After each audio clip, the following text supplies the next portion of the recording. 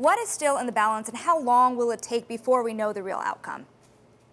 Certainly the fact that Republicans slipped the Senate is a major victory for that party. They'll have at least 52 seats in January, with victories in places like West Virginia, Montana, and Ohio, which will give them the power to move any number of incoming President Trump's nominees for the executive cabinet agencies, as well as for the judiciary, where they had a lot of success during Trump's first term remaking the federal bench.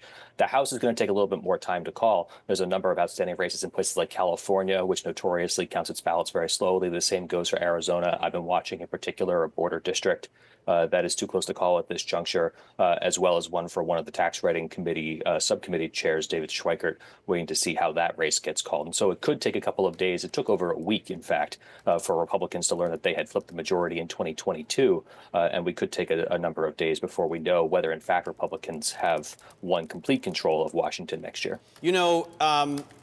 We thought last night would be a tough race to call, Zach, and it was pretty clear by the time I went to bed at 10 o'clock that Donald Trump was going to win. At least you could see in the betting markets that, buying Kamala Harris only costs you 7 cents and you win $1. So can you tell in that way? Can you see from betting markets, from financial market reaction, where it's going to go?